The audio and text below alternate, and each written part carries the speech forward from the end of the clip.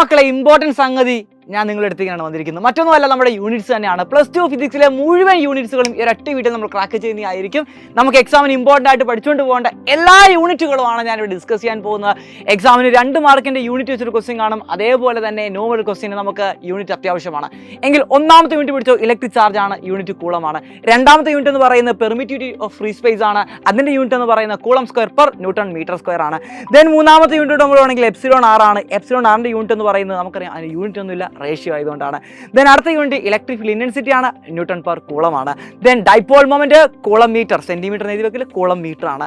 Then electric flux ആണ്. ഇലക്ട്രിക് ഫ്ലക്സിന്റെ യൂണിറ്റ് എന്ന് പറയുന്നത് ന്യൂട്ടൺ മീറ്റർ സ്ക്വയർ പെർ കൂളമാണ്. ഇത് മാഗ്നറ്റിക് ഫ്ലക്സുമായിട്ട് മാറിപ്പോകാൻ പാടുള്ളതല്ല. ദെൻ അടുത്ത് ലീനിയർ ചാർജ് ഡെൻസിറ്റി ആണ്, അത് ലാംഡയാണ്. അതിന്റെ യൂണിറ്റ് എന്ന് പറയുന്നത് കൂളം പെർ മീറ്റർ ആണ്. ദെൻ അടുത്തത് സർഫസ് ചാർജ് ഡെൻസിറ്റി ആണ്, അത് കൂളം പെർ മീറ്റർ സ്ക്വയർ ആണ്. അടുത്തത് വോളിയം ചാർജ് ഡെൻസിറ്റി ആണ്, അത് കൂളം പെർ മീറ്റർ ക്യൂബ് ആണ്. ദെൻ അടുത്തതിലോട്ട് പോവുകയാണെങ്കിൽ ഇലക്ട്രോസ്റ്റാറ്റിക് പൊട്ടൻഷ്യൽ കപ്പാസിറ്റൻസ് ആണ് ചാപ്റ്റർ.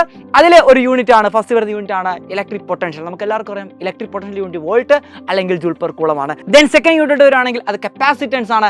കപ്പാസിറ്റൻസിന് യൂണിറ്റ് നമുക്ക് എല്ലാവർക്കും അറിയാം, മൈക്കൽ ഫാരഡെ ബഹുമാനാർത്ഥം ഫാരഡ് ആണ് കപ്പാസിറ്റൻസ് യൂണിറ്റ് എന്ന് പറയുന്നത്. ദെൻ അടുത്തതിലോട്ട് വരികയാണെങ്കിൽ ഡൈ ഇലക്ട്രിക് കോൺസ്റ്റന്റ് ആണ്. Dielectric constant epsilon R ഒക്കെ ഒന്ന് തന്നെയാണ്, അതിനെന്തില്ല, യൂണിറ്റ് ഇല്ല, കാരണം അത് റേഷ്യോ ആയതുകൊണ്ടാണ്. ദെൻ പോളറൈസേഷൻ ആണ്. പോളറൈസേഷൻ്റെ യൂണിറ്റ് എല്ലാവരും പഠിച്ചു വെച്ചോളുക, കൂളം പെർ മീറ്റർ സ്ക്വയർ ആണ് പോളറൈസേഷൻ്റെ യൂണിറ്റ്. അടുത്ത ചാപ്റ്റർ കറണ്ട് ഡെൻസിറ്റി ആണ്. അവിടെ ഫസ്റ്റ് വരുന്നത് ഇലക്ട്രിക് കറണ്ട് ആണ്, യൂണിറ്റ് ആംപിയർ ആണ്. ദെൻ അവിടെ കുറേ കാര്യങ്ങൾ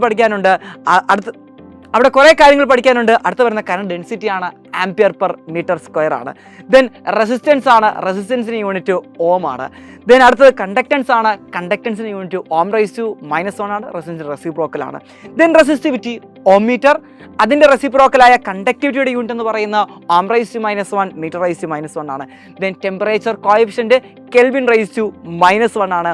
മൊബിലിറ്റിയുടെ unit electric field divide by drift velocity ആണ്, അതിൻ്റെ unit metre square per volt second ആണ്. ദെൻ അടുത്തത് മാഗ്നറ്റിക് ഫീൽഡ് ആണ്. മാഗ്നറ്റിക് ഫീൽഡ് യൂണിറ്റ് ടെസ്ലയാണ്. അടുത്തത് മാഗ്നറ്റിക് ഫ്ലക്സ് ആണ്, വെബർ ആണ് മാഗ്നറ്റിക് ഫ്ലക്സിൻ്റെ SI യൂണിറ്റ് എന്ന് പറയുന്നത്. ദെൻ അതിനുശേഷം മുന്നോട്ട് വരികയാണെങ്കിൽ പെർമിയബിലിറ്റി ആണ്. പെർമിയബിലിറ്റി ഓഫ് മാഗ്നറ്റിക് പെർമിയബിലിറ്റി ആണ്, അതിൻ്റെ unit tesla metre per ampere ആണ്. ദെൻ മാഗ്നറ്റിക് ഡൈപോൾ മൊമെന്റ് ആണ്, ആംപിയർ മീറ്റർ സ്ക്വയർ ആണ്. ദെൻ ഇന്റൻസിറ്റി ഓഫ് മാഗ്നറ്റൈസേഷൻ ആണ്, അതിൻ്റെ യൂണിറ്റ് ആംപിയർ മീറ്റർ ആണ്. അതേപോലെ തന്നെ മാഗ്നറ്റിക് ഇന്റൻസിറ്റി യൂണിറ്റും ആംപിയർ മീറ്റർ തന്നെയാണ്. Then self inductance, mutual inductance, ഇതിൻ്റെ രണ്ടിൻ്റെ യൂണിറ്റ് ഹെൻറി ആണ്. അതേപോലെ തന്നെ ഇൻഡക്റ്റീവ് റിയാക്ടൻസ്, കപ്പാസിറ്റീവ് റിയാക്ടൻസ്, അതേപോലെ തന്നെ ഇംപിഡൻസ്, ഇതിൻ്റെ എല്ലാം യൂണിറ്റ് ഓം ആണ്. ദെൻ അടുത്തത് നമ്മൾ പോകാൻ പോകുന്നത് ലീനിയർ മാഗ്നിഫിക്കേഷൻ ആണ്. ലീനിയർ മാഗ്നിഫിക്കേഷൻ യൂണിറ്റ് എന്ന് പറയുന്നത് അതിനെന്തില്ല മക്കളെ, യൂണിറ്റ് ഇല്ല. ദെൻ വരുന്നത് പവർ ആണ്.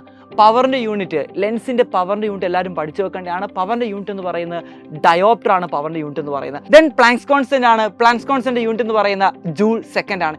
ഇത്രയും യൂണിറ്റുകളാണ് നിങ്ങൾ ഇമ്പോർട്ടൻ്റ് ആയിട്ട് നോക്കിയിട്ട് പോകേണ്ട യൂണിറ്റുകൾ. അപ്പോൾ എല്ലാവരും അടിപൊളിയായിട്ട് പഠിക്കുക. അതേപോലെ തന്നെ നമ്മുടെ ലൈവ് ക്ലാസ്സുകളൊക്കെ മുന്നോട്ട് പോയിക്കൊണ്ടിരിക്കുകയാണ്. എല്ലാ ലൈവ് ക്ലാസ്സിലും പ്രോപ്പറായിട്ട് നിങ്ങൾ എന്ത് ചെയ്യണം, അറ്റൻഡ് ചെയ്യണം, ഉഷാറായിട്ട് പഠിക്കുക. നിങ്ങളുടെ കൂടെ ഞങ്ങളുണ്ട്. All the best guys.